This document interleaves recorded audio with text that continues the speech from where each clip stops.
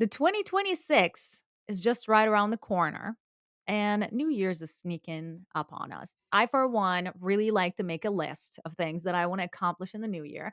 This year, I was taking a little bit of a different approach because I'm about to turn 30. So I made a list of like 30 before 30 lists. I think it's a very original idea if you guys want to use it. 30 before 30 list. So I made a list of 30 things that I want to do before the age of 30. Um, so while you're setting up these goals, there's also an expectation of like, how am I going to achieve these goals? Like, you want to be the better version of yourself, whether it's adding a certain quality to your character or, you know, quitting something that you do not like to do anymore. But we want to welcome everybody back to our podcast here before we jump into it. So, welcome to Bite of Mind. We like to feed your mind one bite at a time. This is a podcast discussing everything connecting nutrition and our mental health uh, in both aspects, nutrition affecting mental health and mental health affecting our nutrition. So, I am Rachel Robinson. And I'm Ilkay Bushesky. We're both registered dietitians based out of the Midwest. And we're here to talk about goal setting and how to feel confident in those lifestyle changes you've been dreaming about. But first, we just want to give a quick disclaimer that this podcast is for educational and informational purposes only. It is not a substitute for professional medical advice, diagnosis, or treatment. And listening to this podcast doesn't create a provider patient relationship between any of you and us. We always want to encourage you to check with your physician or any qualified healthcare professional regarding any questions that you may have specifically about you for your personal health and nutrition needs.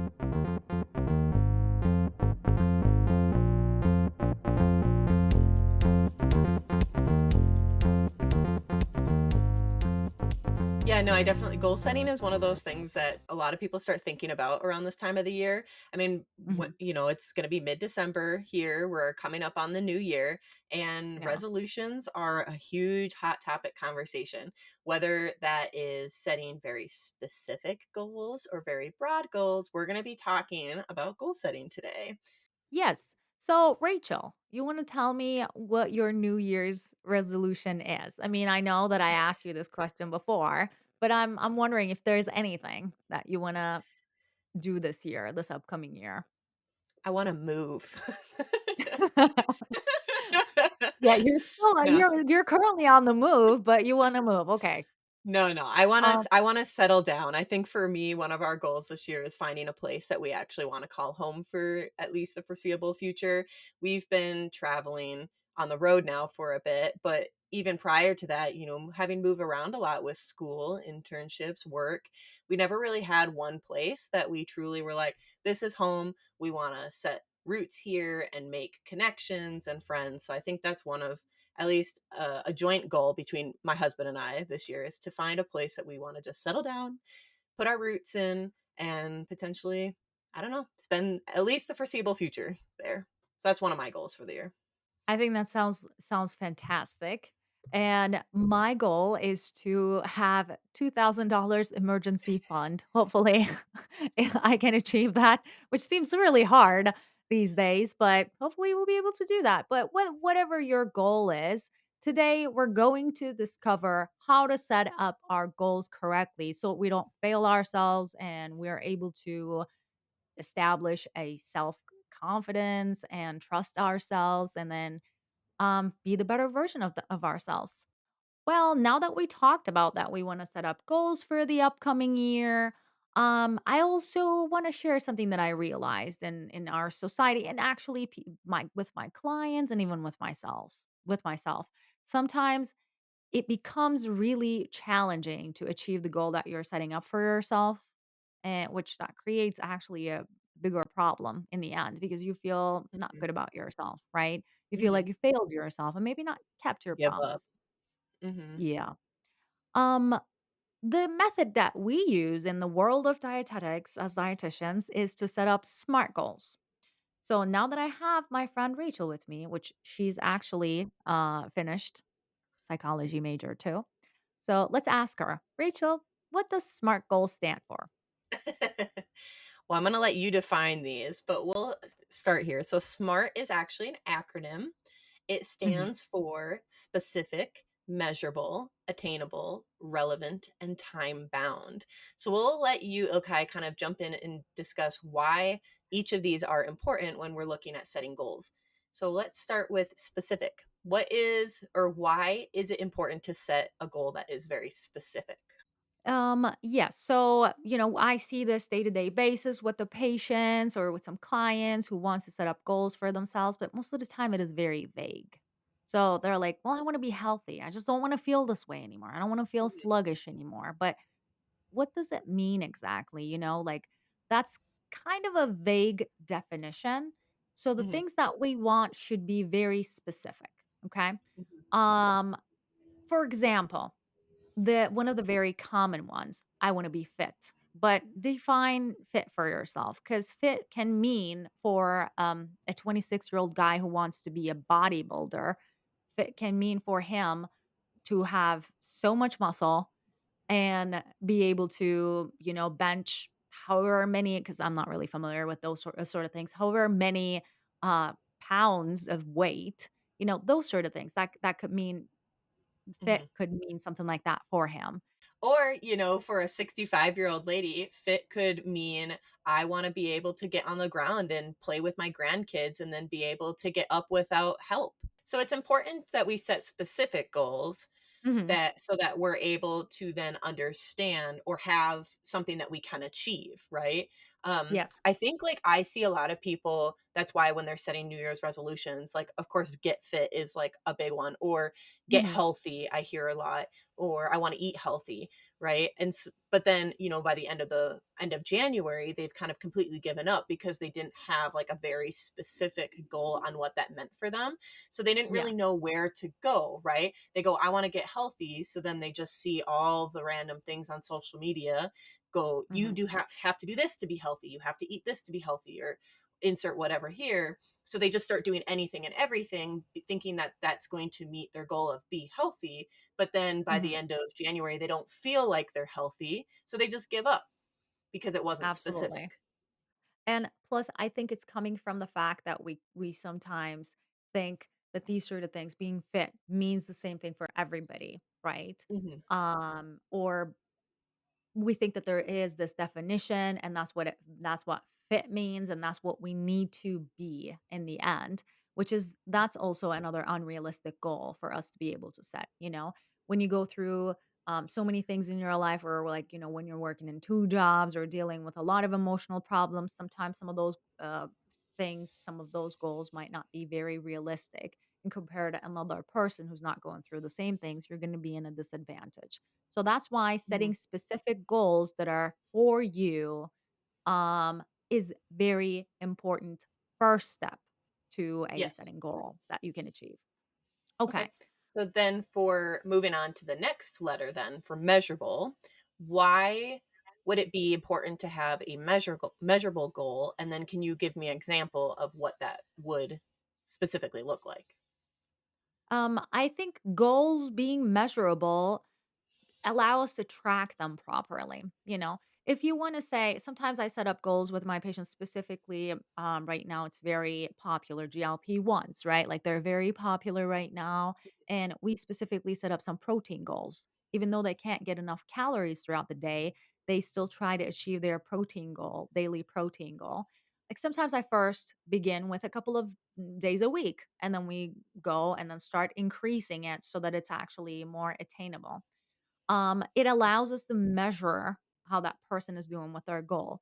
So let's say if that person had like 70 grams of protein goal a day, and then they're reaching 50 grams, I'm like, okay, they're coming closer. So we're measuring their goals daily Mhm. by making sure that they are on the right track to their goal. Yeah, so it allows us to have a framework for being able to keep track of how close we are to achieving that goal. So similar Mhm. to if I said I want to save $500 so that I could get, a really nice new pair of headphones or something, right? Yeah. To be able to measure that every dollar is essentially a measurement for that then. So I can see, oh, when I have $200, ooh, or 250, I'm halfway to my goal, right? It's giving Yes. you then that measurement to be able to to utilize for tracking your progress. Absolutely. So the next thing is attainable. I think the attainable part comes from it's directly related to yourself, to you. What is attainable to you? And it comes from being honest with yourself, although it's really hard with a lot of people. Some of my patients, they experience that too. It's hard for me They too. I mean, it's so easy to compare yourself to everybody around you, you Yeah. know? Like I like to run too, but it in my mind, I'm like, oh, well, I see so many people out there running 9, 10 minute miles, and that's like a standard normal mile. So I must be able to do that too. But having to back with myself and be realistic on going, okay, am I actually 100% capable of doing that consistently? Or is it going to be more realistic for me to say, I'm going to start with a lower goal of running maybe a Mhm. 13-minute mile to start? Yeah, and I think that it's also like, it also comes from the social media aspect of the things too. You know how it's presented. There's this ideal lifestyle that everybody should live that way, and you should have this like elaborate morning routines and night routines, like where you gotta bury your face on a bucket full of ice water in the morning and stuff like that. So that is adding another layer to it too, I think. Is just we're constantly comparing and then thinking that there's this one ideal way and we need to be living our lives in that ideal way without Mhm. thinking that it is actually, attainable or not. I think we see this a lot in the fitness realm where you'll have people online who are fitness influencers showing people different workouts, which is great, awesome, can be an easy way to learn how to, set up a workout. But we have people seeing somebody with like a body type that they really want to aspire to. And then they start copying that person 100% because they think, oh, I'm going to look exactly like they look if I do the exact same things they do, but it's not necessarily realistic or attainable for their own body based on genetics or lifestyle or schedule, energy levels, all these things. And so then they don't get those same results and they feel defeated, even though they may have made a lot of progress. Absolutely. And I think this is where we can talk about the relevance too, the relevance of the goal, the relevance part of that SMART goal. So when we watch those influencers, on social media or I don't know, on YouTube, whatever, wherever you go to, we see that they do this for a job. Like the people who are preparing those videos, setting up their cameras in the morning, they do that for a job and it can take an extensive time for them because they have a gain, like financial gain from that kind of Mhm, situation. But as someone who's working in a two job and didn't choose the pathway to become a an influencer, then it's not going to be a really good morning routine for you, or not even going to be a mhm, relevant content or relevant thing for you to incorporate into your life. Same thing goes for like um, exercise and fitness too. Just because you're following this coach doesn't mean that you're going to be exactly like that person. That's that person's lifestyle. That's their livelihood. Whereas like you are working as a dietitian, like the way I do, I'm working as a dietitian. So I'm not an influencer. I'm not working at in the gym like extensively. I have limited time to attend gym. So I think that's where the relevance of a goal comes from too. yeah. And like you said before, I liked what you said before on making sure that we're being very honest with ourselves on what that could actually look like, right? Mhm. Because if it can get be really easy to set ourselves very, very lofty goals, thinking, I'm going to be able to achieve this. I'm going to be able to make this drastic change in my life and I will be successful with it and do it. Which, I mean, for some people, sure, maybe they are, but usually at that point, that success is at the risk of neglecting other things within their life, you know, Yes. where they get They just so focus into over it. fixated in one thing. I know what you're Mhm. saying. Mhm. And that's where if we wanna be able to have multiple goals in life, or we wanna have a goal that is sustainable, that we can maintain as part of our lifestyle moving forward, we want something that's going to be relevant and attainable for us. One of the big things I see a lot too is people who go, "I have these health problems that are happening to me right now. Mhm, And I've been told by my healthcare professionals that making some dietary changes is going to help with this healthcare mhm. situation or my chronic condition or whatever it is." And then they go, I'm going to do every single thing that I could possibly do at one time that's going to help this. And then we find that they tend to then get burnt out. They no longer enjoy eating because now maybe they've cut out like 40 different food items that they usually enjoy eating. And then they stop. They're like, I don't care anymore. I'm not doing this. I feel so Mhm. deprived. I feel tired, lethargic, like I hate my life and I can't enjoy the things with my family and friends. And so that's where it's being able to start small with very Mhm. attainable, realistic goals. And that doesn't mean that we can't get to a point where maybe you are reaching these, extreme goals that you might have for yourself, but you're starting small and then building upon that. Yes. And also, like, the reason why we do this is not to, it's to make sure that we are aligning with our nature as human beings. Okay. I'm someone who made a drastic change in her life, moved from another country to here. But I made that decision after coming to United States 3 times and knowing what this is. So like making some Mhm, experience, having some experiences over here. So what we are trying to tell you is pretty much when you're setting up goals, or when you're trying to reach to the limit that you want to wake up every single morning and do your morning yoga, you need to start with 1 day a week at first, so that it's not strange, it's not unfamiliar. So getting up from your bed is outside of your routine and it's going to feel weird and you're not going to want to do it. It's just nature, it's mhm, our nature where we want to mhm, always go to the familiar. So I think that's also another aspect of it too when it comes to the relevance, or when it comes to setting up goals and then kind of building up on it and then starting small and then growing pretty much. mhm. Um, And it's gonna so stick with you for longer when you get used to that, mhm, right? Mhm, absolutely, because you're like slowly but surely introducing that thing into your life and making a space for that new habit in your life. mhm, That's becoming part of your life slowly and surely. mhm, And plus you're not irritating yourself. That's very important mhm, when we're on our way to achieving a goal. We need to make sure that we're feeling confident and not unfamiliar and strange with the stuff that we do. And when I mhm, say this, I mean it like if you have never been in gym, like in an environment where you worked out with a bunch of people around you, it feels weird. I started for the mhm. first time. I failed. I stopped going to gym because it felt so awkward to Yeah, work out in front of other people. It mhm. took me a while until I get used to it and realize people don't care about me and everybody's actually Oh, just yeah. doing their workout. Oh, for sure. Yeah. I Yeah. mean, just talking about that, the first time I went to the gym, like, over 10 years ago at this point, I'm old. Mhm. But, the first couple times you're like, "I don't know what this machine is. I don't know what it does, and I'm really scared now to try this because I'm afraid people are gonna judge me and look at me like, 'What is she doing over there?'" And Yeah. now I just started at a new gym that has, like, some really old equipment that I haven't seen. It's probably from the '70s, and me and my husband are Yeah. like, "What is that for?" And I'm like, "I don't know. Let's try it." And you look completely stupid doing it, but you're like, "Huh, this is kinda cool." And I just don't care anymore, you know? Yes. But it It's took like it took a while to get used to that. yes, and it's like, starting to that. And if you were to open up with a really high goal of like, okay, now I registered a gym, I'm paying for it, and I'm gonna have to go there 3, 4 times a week. There's no excuse.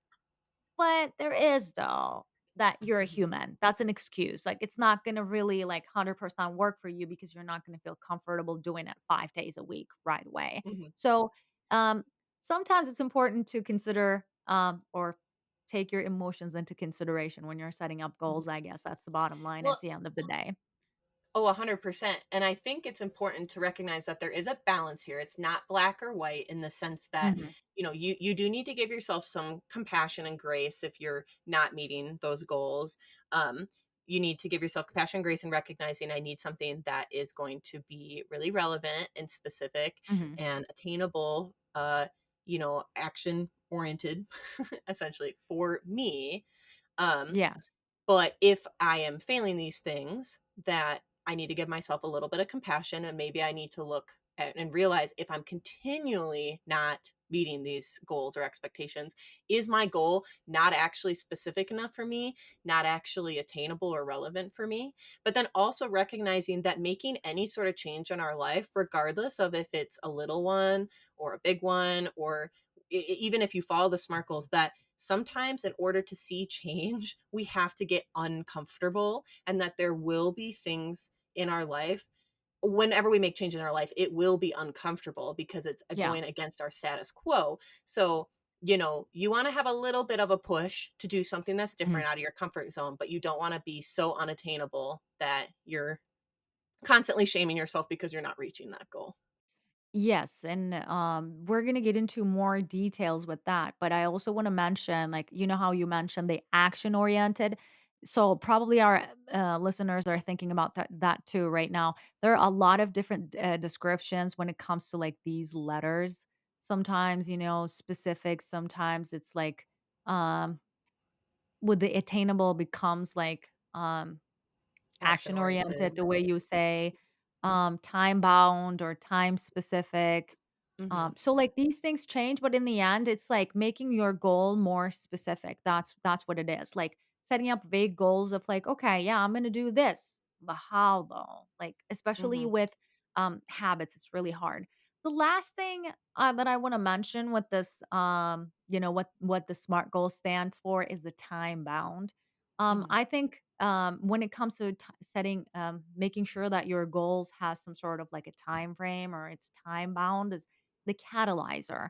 Since like I want to share this example. I don't know if I did.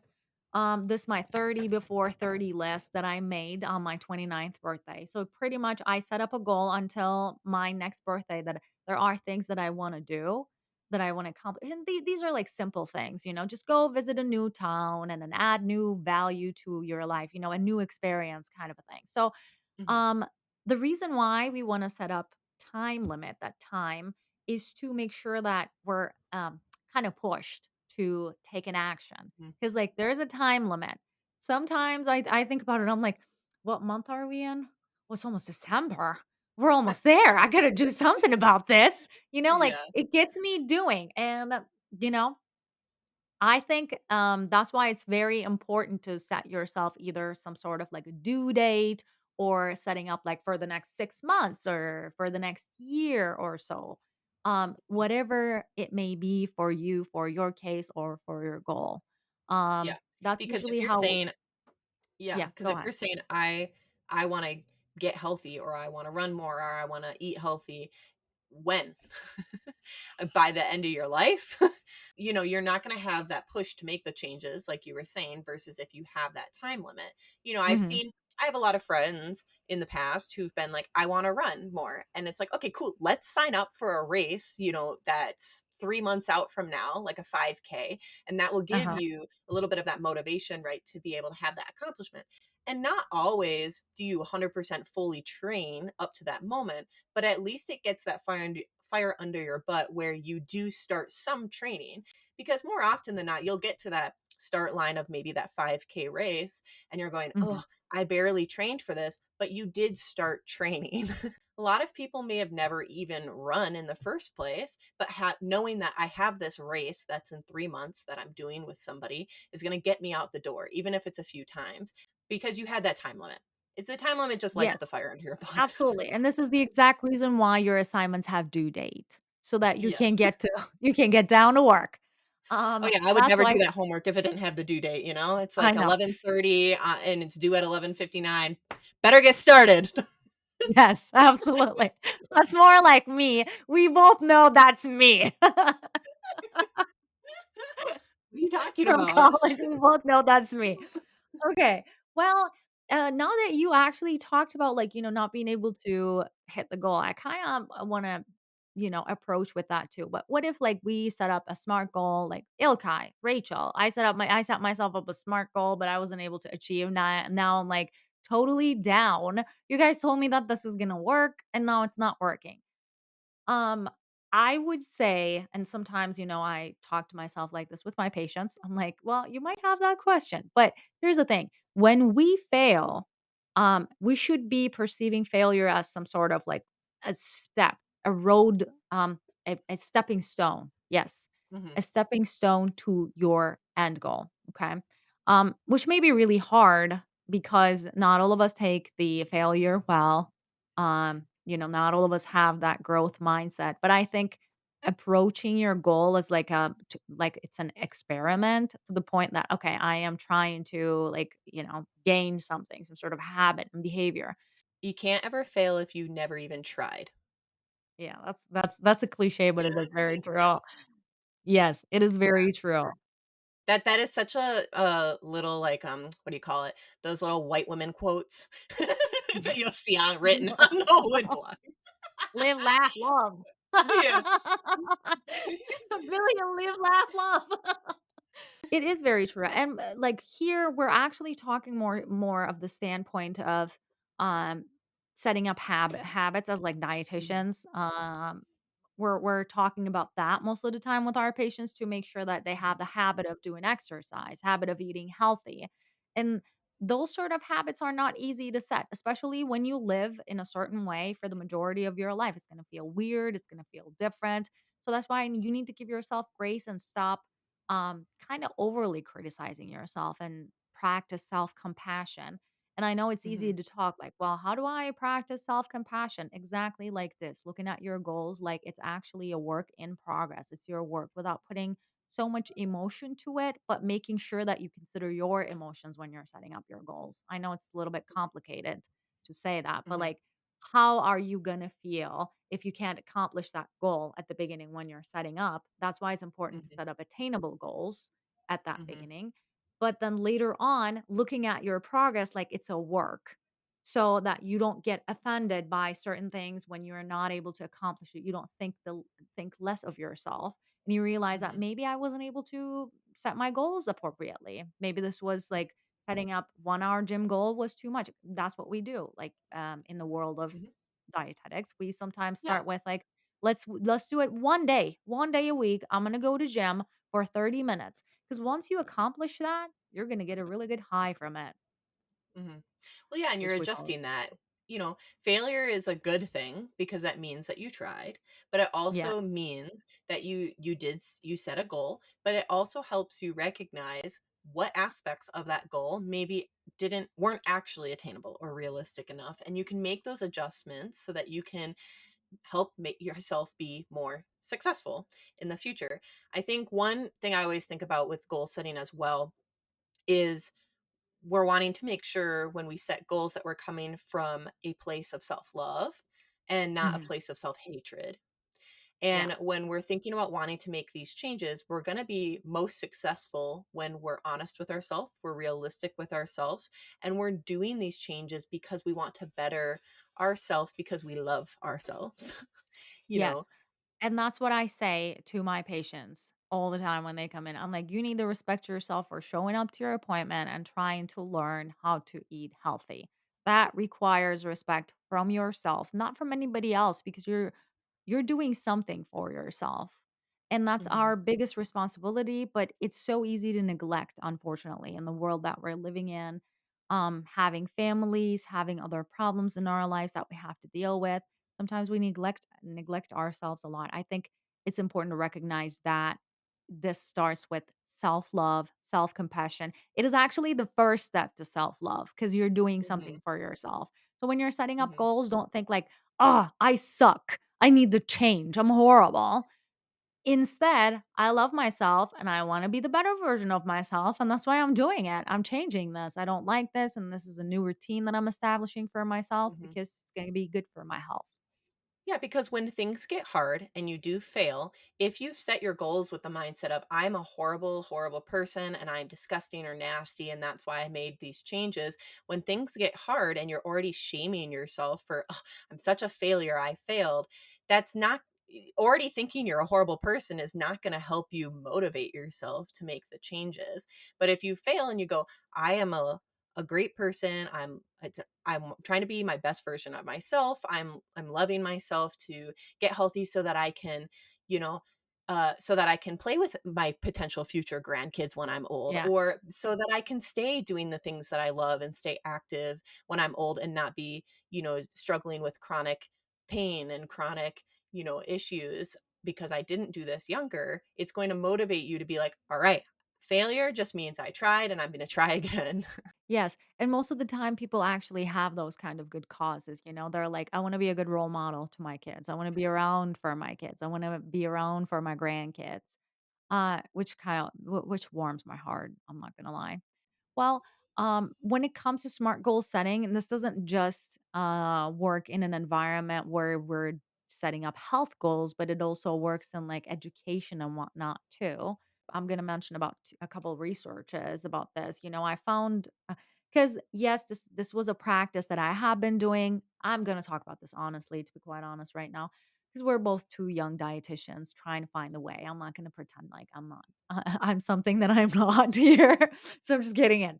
Okay, so, this was the SMART goal setting is a practice that I have been using ever since I started in the clinical field, and personally, I see some benefit because we start, like, our stakes at the very, reasonable limit for that person. Sometimes it's like, "Well, Ilkai, I'm not eating anything all day long. I only eat 1 meal, but I'm just having such a hard time when I get home, I eat too much, and I do not have a portion control." That's my problem. Actually, most of the time, my patients comes into me with this. I don't have a portion control, that's my problem.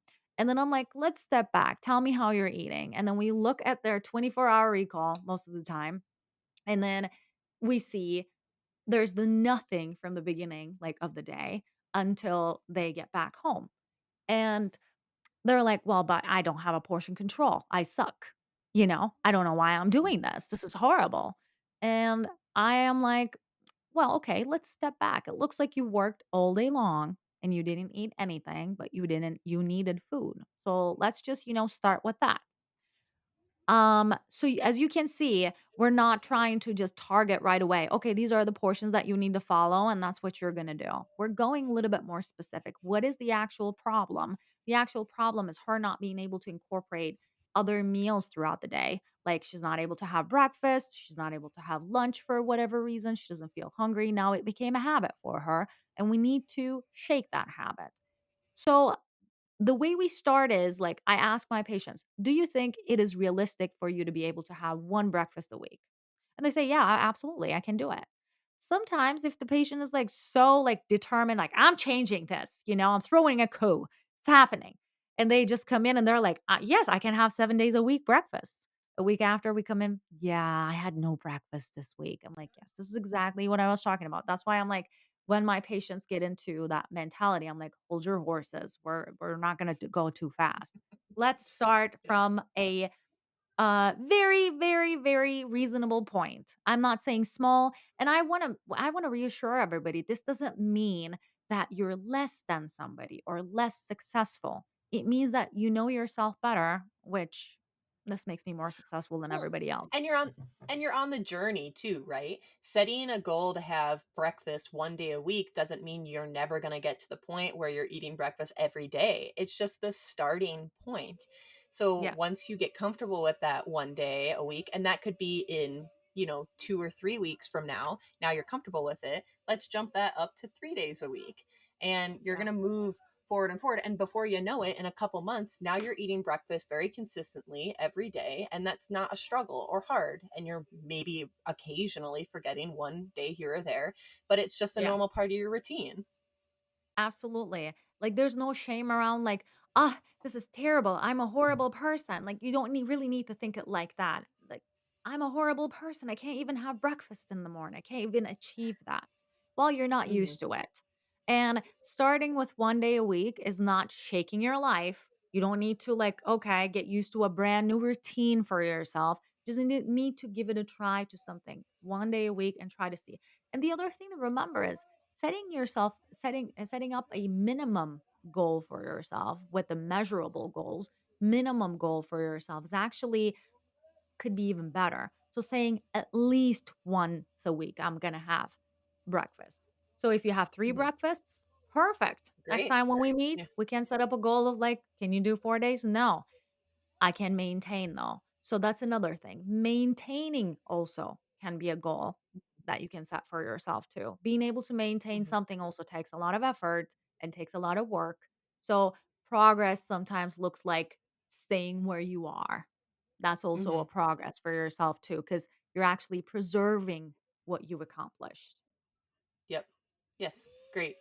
Exactly. So when we're looking at SMART goals, we're talking a lot about this and ways that you can be successful in the long run. Mhm. Is there research that backs this up?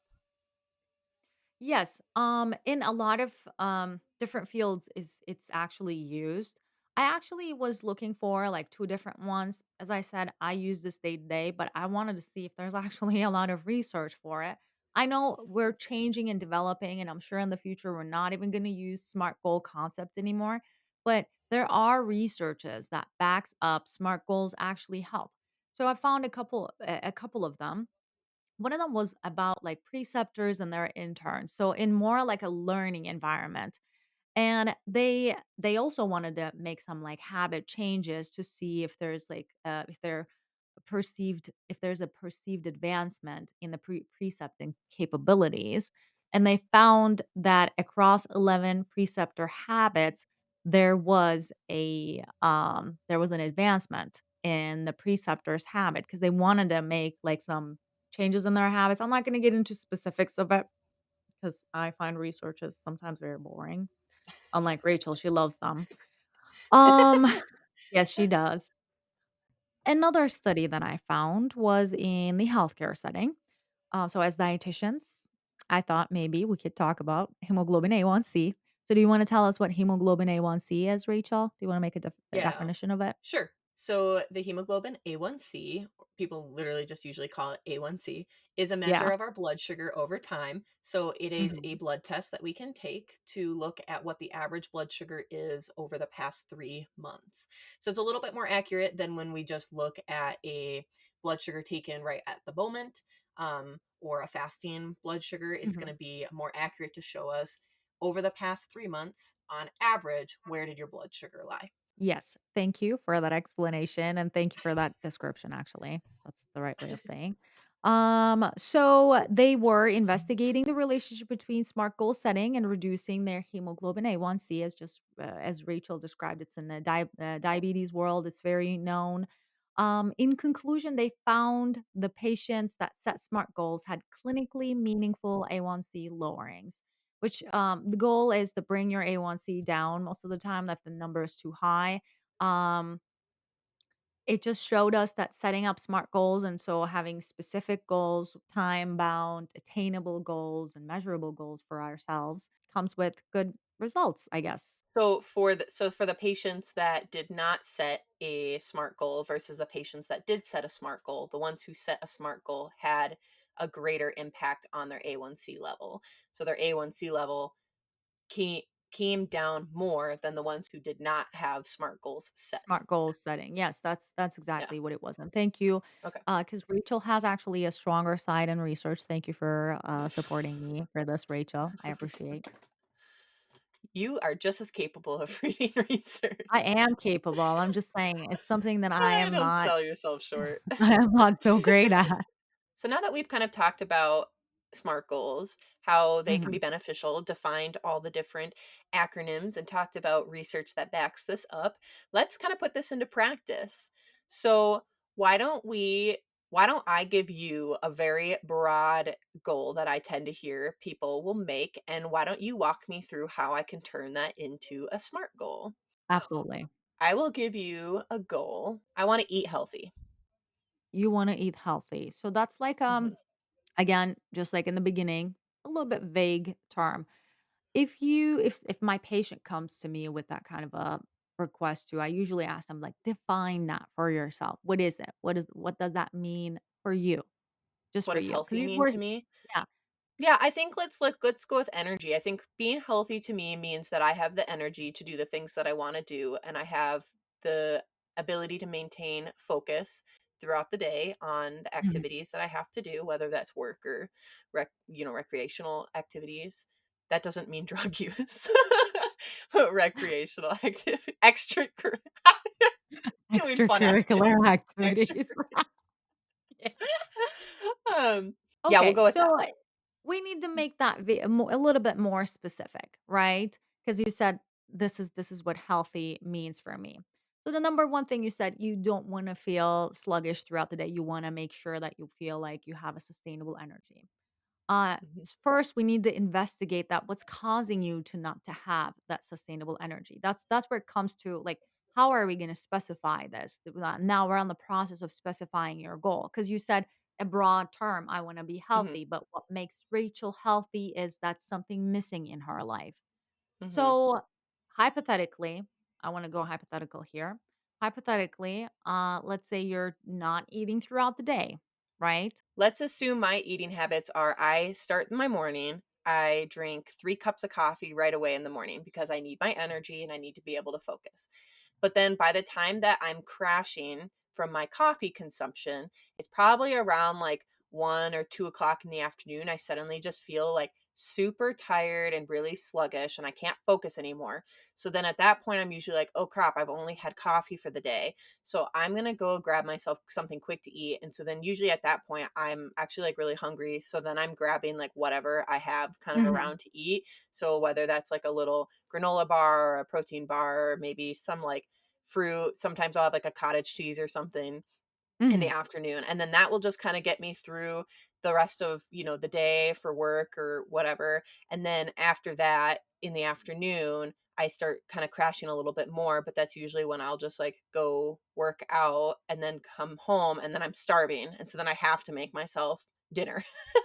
Yeah. But then by the end of the day, I'm done. I'm done with that. And I have no more like energy to do anything else with the rest of my day. Yes, and that absolutely comes from not being able to eat earlier in the day. As I said, like that's where the dietitian's knowledge helps with our patients. We go through like what's causing this, what's the problem. So now that we determine the problem, maybe adding some meals is a more appropriate and more specific goal in the name of having more sustainable energy throughout the day.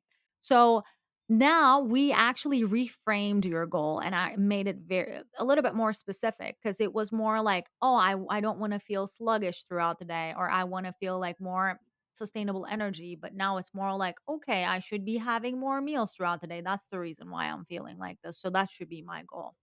So now that we specified it, we need to look at how are we going to measure that, right? What are the meals that are missing from yours and what are the meals that we should be adding to your diet? Sounds like maybe a breakfast could be a good Mhm, idea. I'm sorry. Hypothetically, I'm going to give you some hypothetical situations where so that people can understand, how can you actually modify and reshape your goal too. mhm, So let's say you're working in the morning, your work is too far away and you don't want to get up early. That's not happening. You're not going to give up on your sleep. That's me.